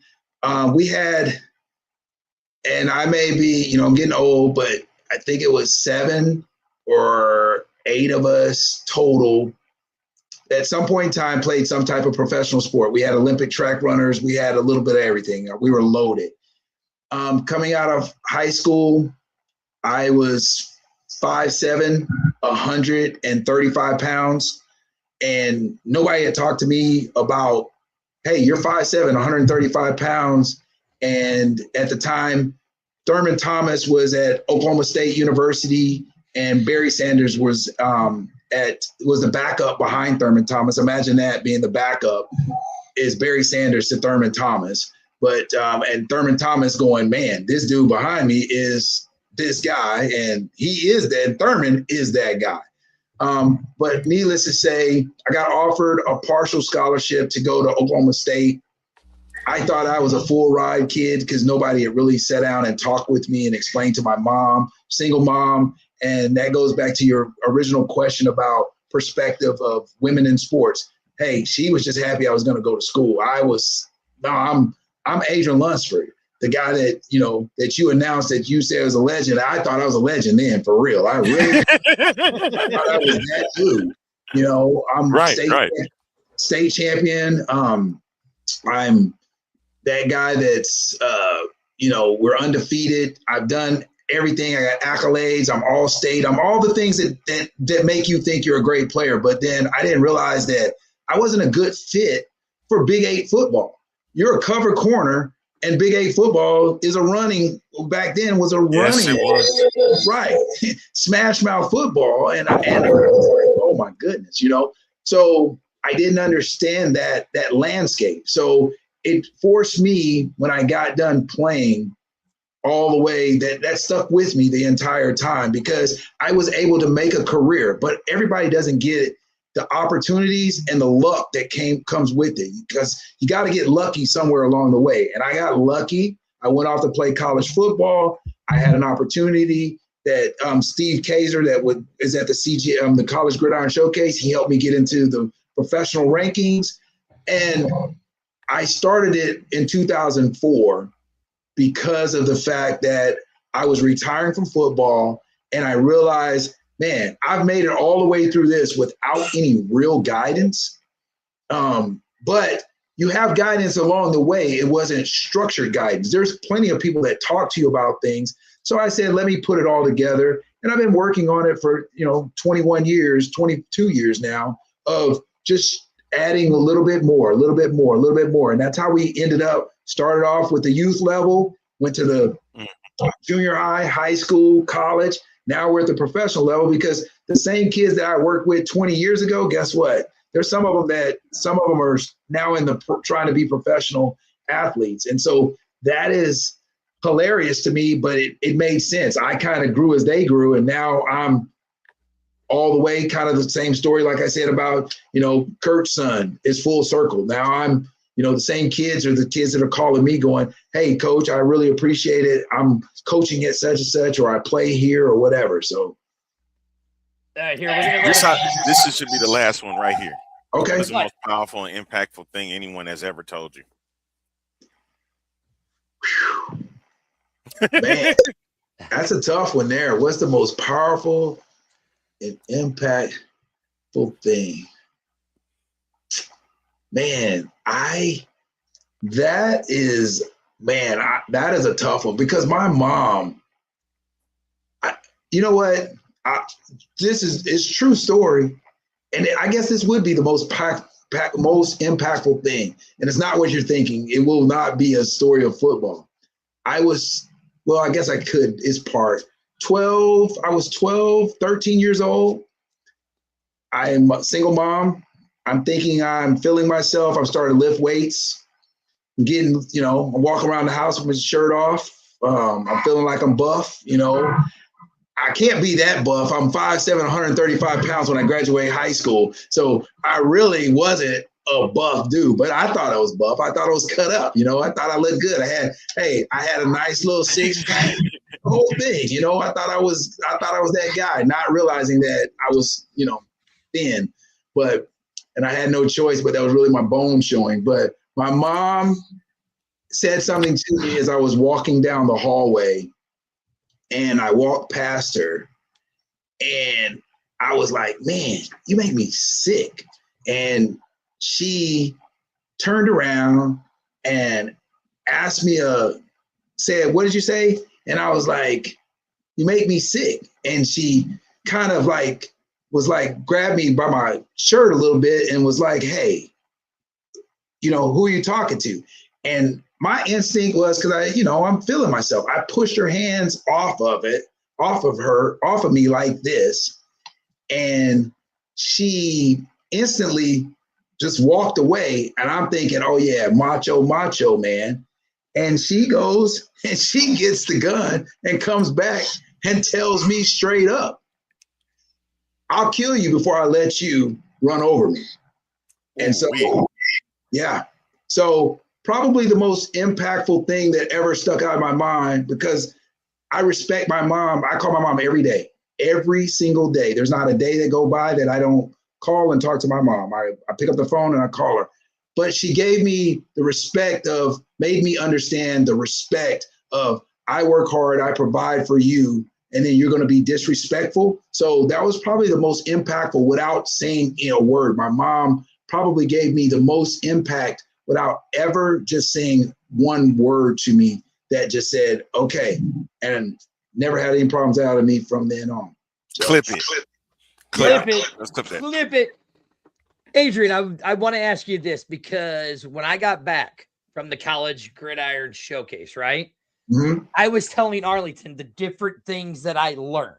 Okay. And the different ways that you guys watch football. Oh, yeah. You have an interesting way of how when you're scouting a player. Tell Arlington what your strategy is when you're scouting a player. Arlington, it's great because it's really very simple. Well, when you're watching a player, the one thing that I always look for and pay attention to is, hey, are you mentally tough? How do they react to whatever happens? Every one of them are good enough to play. There's no question about whether or not they're talented enough to play. It's watching them and seeing how they react in every situation. Do they use the techniques that they know? You watch them and you say, okay, do they have good feet? Do they have good hips? Are they this, that, and the other? But at the Gridiron Showcase, you're not running 40s. You're not combine testing. It is truly line up, run a drill. How quickly can they pick up the drill? How quickly can they adjust to playing with someone that they never played with before? Those are the things, the intangibles that you really watch for, that you go, oh, okay, this person here is really picking it up. And everybody gets the same opportunity. So you can tell who's doing what a lot quicker. You see what I'm saying, Arlington? It's made me watch the game of football differently. Like when we got home and we were watching last week's playoffs, right? Me and Amanda are sitting there going, okay, now we see why these guys are where they are. Yeah. Now we see why the other players are where they are. So, Adrian, explain that the levels, right? You have the college level, right? Mm-hmm. When it comes to the scouting. Now you have the arena level. Now you have these leagues like the UFL, Continental Football League popping up, the IFA who keeps doing whatever it is that they're doing. Yeah. You know, Yeah. I mean, listen, that's our show. We can say what we want. I mean, just listen, if I'm somebody and I'm wanting to get a football team, I'm just not trusting a certain individual that's initials are JA. That's all I'm saying. Golly, you really went there, man. Clip it. Anyways, what do you, we can say what we want. It's our show. What are you going to do? Listen. You do whatever you want to do. I'm okay with it. Exactly. And then you go from the UFL to the NFL. Explain to the common people who just watch sports, as a scout and as the agent and as the guy who's running B-Doc Sports, who's helping these kids get to that level, explain the difference in those levels. Okay. In very short, simple terms where normal people can understand it. Well, talent, every one of them are talented. And the simplest way to know it is every level, the 1% of the 1% is who makes it to the next level. That's the simplest way to put it. If you're a collegiate player, 1% come out of high school, they go play college. Now you take that next 1% of that 1% is the ones that go and play in the NFL. And all the leagues in between that, they typically get the 1% of the 1% that fell out of the NFL. And so that's where the Adrian Lunsfords come in. You know, hey, you're short, you're a good DB, go down to the Arena League and see if you can play. Oh, if you can't dominate the league you're in, you can't come up to another league. And so if you're a collegiate player, dominate the collegiate level. If you're an Arena League, indoor football league, a UFL, dominate that level. If you're an NFL, dominate that level. So it's the 1% of the 1% is usually how it pans out. And in the end of the day, when you really start breaking it down and you look at it and you go, that's a 1%er. That's a 1% of the 1%er. I've told you this. You told him that? No, I know you have. In a different way. In a different way. I said that the coaches in the NFL have the system that they want to have their best players. I never did it from a scouting or player standpoint. I did it for more of a brain trust of what I think the coaches would say of how they want their players to be on their squads to get them an opportunity to win with them. They want it a certain way. Yes. And a lot of time they could be the better player of the two, but if they don't have what the system is what their coaching is looking for, they're not going to play them. They're not going to put them on their team. Right. And that's just weird how they doing it. We consider all day, and like we say, like you sitting here saying, Mr. Lunsford, Adrian Lunsfords are the guys, you know, that's the 1% of the 1% that's below that, even though they could be the better of the two. Yes. You know, they could be the better person or the better player, but that coach is not looking for that. They want something what they believe is the best for them. Yes, even though absolutely. You're a better player. That's what I was trying to tell him that. And it's a copycat league. And so when you see copycat league, so when you see 6'2", 6'3" wide receivers and they're making plays and they're doing that, now everybody wants 6'2", 6'3" wide receivers. Quarterback 6'4". Oh, now you got guys that are able to run that are big. Now, you know, the league has went to, you know, Lamar Jackson was a quarterback that could run. Now the league's going to more of the Josh Allens, the Justin Herberts, the guys that are a little bit bigger can run. You know, it's just what it is. It's a copycat league. It is what it is, you know. Adrian, don't get him started on Josh Allen and Lamar Jackson. It's not happening tonight. I'm not doing it. Because I promise I won't do it. I was sitting in the bottom of the Fort Worth Sheraton, and I told Arlington, that was the first thing I told him. I'm like, bro, we had the Josh Allen and Lamar Jackson argument. And what it was is they said, I don't care which one of those two guys it is, I would take either one of those two. Oh, without a doubt. Neither one of them are better than the other, is what most of these guys said. They said it's on your preference of what you want. But if I'm at that draft pick and Josh Allen's there, Lamar Jackson's there, I'm flipping a coin. You're flipping a coin? Every single scout said. And I have no problem with it. Who are you, Arlington? What is your Josh Allen or your Lamar Jackson? Here's my thing. Say who you are. Say who I am? Yeah. Say which one you like. Lamar Jackson. You're a Lamar Jackson guy? Okay. I'm either one. I would take either one. Look, Fair. Amanda goes, don't get me started on Lamar Jackson. Listen, here's what I'll say about both of them. They both choke in the big time. When they need to win, they both choke. That's all I'm going to say. From a fan. I was just going to say, I'm glad that you added from a fan. That was the one part that I would say that is different when you're playing. And I know this is not a question, but I'm going to add some value to that. That's fine. It's the one thing when you're a fan. Fans only see the game from a fan's perspective, which is fair. No problem. As a player, those guys don't choke. Situations dictate so much that you have no clue about. And I always laugh because people ask me why I don't want to go to sports bars and stuff like that and watch games. I said, because I don't want to hear the guy going, make the throw. And I was like, well, if you could make the throw, you would be there. You don't understand how freaking hard it is to throw the ball under these circumstances. And, they go, oh, they choke, they this, that, that, other. I used to say it when I was young, and when I started playing, I stopped saying it. I was like, oh, that dude's a scrub. He's sorry. And I stopped saying it because I was like, dude, I've seen some of the best players crack under pressure. Right. Exactly. Yeah.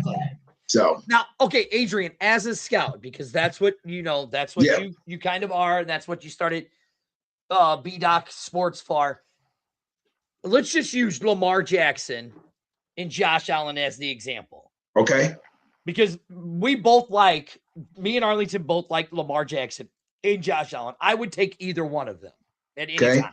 I have no preference over the two, right? As a scout, you're scouting the team, right? Mm-hmm. You get that pick. And Lamar Jackson, and explain to people without giving away trade secrets, right? He knows what I'm talking about with the trade secrets, Arlington. He knows that. Explain how you would look at both of these two players and the way you would pick it as a scout if your team is there and those two guys are there on the board. Well, if they're both on the board, first and foremost, it depends on what type of system I'm trying to run. If I'm running a wide open spread, I want somebody that can just sling the ball all over the place, Josh Allen. If I'm looking for more of an RPO type system, I'm going Lamar Jackson. Backyard football, they're probably equal. When plays break down and, they're both got their own method of madness when the play breaks down.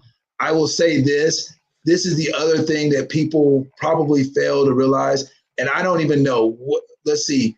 Josh Allen's been in the league how many years? They're both right at the same time. Okay. So I think they're both at 8. I think so. I think maybe 7 for one, 8 for another, but I know it's almost identical. Okay. Well, and what I was going to say is it's both 8. It's 8. 8 years. Okay. Okay. So take both of them. This is the difference in what I'll say. Josh Allen, big kid, can run, mobile, all of those things. Lamar Jackson can run, little smaller frame. You've noticed Lamar Jackson doesn't run the ball as much as he used to because he's taking punishment. That punishment wears on him. And as his career gets older, and my favorite team, Pittsburgh Steelers, are a prime example. Ben Roethlisberger probably wasn't a great quarterback as far as just doing what he needed to do. But the reality of it was he was a big, strong guy that could last the long haul over a period of time. So if I got to pick, it just depends on what early, you got to go with probably, you say, if you got to just pick one, Lamar's probably your instant, I can make things happen guy. Josh Allen's probably more of a little bit of a long term over a period of time. Okay. Now, Arlington, what you don't realize is there's like when he said, I'm looking at it this way. This guy's, Josh Allen, the big dude, runs. Those were things that you learn. And then there's this whole system to it. He just gave you a little nugget of that system. And that's what I'm with it. I'm with it. Well, the scouts have a book. I wish I had it with me in here, but I don't. I thought, yeah, I do. Yeah, I do. Hold on. I do. Hold on. Wait till you see this thing, Arlington. You see this? Good. Googly moogly. Yeah. This is what you're scouting on, guys. You're looking and doing stuff like that. So yeah, this is old. Right. Whoa. We said old. Yeah. Like, okay, here, Arlington, I'll give you the one story. We were in class. Now, they didn't say the name of the player, right? They didn't say the name of the player, but they had his grade. But they said what Adrian said earlier, what he looks for is the mental toughness, right? And they said, this kid is not mentally tough, will crack within a year. They didn't tell us who it was, but I had an idea of who it was. That's From interesting. the NFL player. That's interesting. Oh, it's somebody that wasn't at the CGS. You're talking about it was somebody that. Yeah, it was on one of those spreadsheets. It's all Okay. on one of those spreadsheets that you guys were showing it, and like they had a bunch of names, X'd out and all this stuff, and it was this player, great college player, blah blah blah, but not mentally tough. Well, and that's the thing, and some of it's subjective, but some of it is why, like I said, what I look for when I'm scouting a kid is how mentally tough they are. Because if they're mentally tough, then you can coach them. You can coach them to where they need to be and what they want to be, or what their capabilities are. If they're not mentally tough, then they're always going to feel like you're coming down on them, and that wears on a guy too. And let's be real, you get to the professional level. You're making money. You're getting, and now collegiate is making money too, so it's going to change too at that level. But the making of the money, people are looking at you the same way that everybody gets up and goes to their job every day. We're paying you, and we don't have time to get you mentally prepared for your day at work. You need to come to work ready to go when you get to work. So, yeah. All right, Adrian, we got our clips. It only allows us at 2 hours for our clips, Okay. right? We were hoping we were going to have longer, but we didn't realize the UFL was going to drop their schedule today. Okay. You know what I'm saying? I got So we you. want to know if we could have you on later again to talk some more. Later tonight? No, No. later on. Later more towards like near March and April. Yeah, near like March and April and stuff around that. Listen, I can talk all day about football, so it doesn't matter to me if you guys want me, and the fans want me, and all of those things. Listen, we got fans saying I don't great kill interview. I don't kill your ratings and all of that stuff. No, Hey. not at all. No, actually, you don't, because we got a lot of people on here that are actually loving this. And I mean, I have like 100 other questions that I want to ask. And I'm going to shut them up in like 30 seconds, man. Well, Real hold on, quick. Arlington. I do got to ask this. Now, Okay. I Adrian, swear to God. next year at the GCS, right? Yeah. Is there a way the X Fan Show can come and be the second podcast to ever broadcast live from the Gridiron Showcase? Well, let me work on that behind the scenes for you. Let me not. Hey, that's like y'all's Josh Allen, Lamar Jackson debate. I gotta talk to some people, make some things happen. But we bring both of you, bring a battle of the, for the older generation, a battle of the sexes. We bring the A team in, and we bring the X team, the X Fan Show, and we have this battle, and we get it going. I would love to see the competition. I think the women win, though. I really do. Listen, I'm going to kill you. You say one more word, I'm going to mute you and remove you. You say one more freaking word. Adrian, thank you so much for coming on the show tonight, man, because I'm going to kill him. Like, literally, I'm going to his house. I'm going to get him. I know where he lives. So as a matter of fact, Thank you so much, Adrian. He don't All right. want to shut up. I kicked him out. You kicked him out? Yeah, I kicked him out. Seattle and New England for the Super Bowl. That's who I'm going to choose for that. Okay. And so, Adrian, thank you, man. Thank you, man. And we definitely gonna have you come back on and do this again. No doubt, man. Y'all let me know. Thank y'all. You hear me? You got me? Hello? I'm here. Yes, sir. All right. Appreciate it. All right. Thank you. Thank you so much. That is Adrian. I got him. Yeah, I brought it back on. You kicked me out. You kicked me out. You kicked me out. He's back there laughing. You made me look. Look, I finally got us a distinguished guest, and you made me look like an idiot. I sure did. And I wouldn't. Or did I make myself look like an idiot? I complain about that. You did, because you kept going, and you already knew what I was telling you, man. Thanks to Adrian Lunsford so much. Seattle, New England in the Super Bowl. That's going to happen come this Sunday. All right, we got 4 minutes, so let's wrap it up so we can get our clips. I just did. No, we're still going. I just did. We're still going. We'll see you Thursday.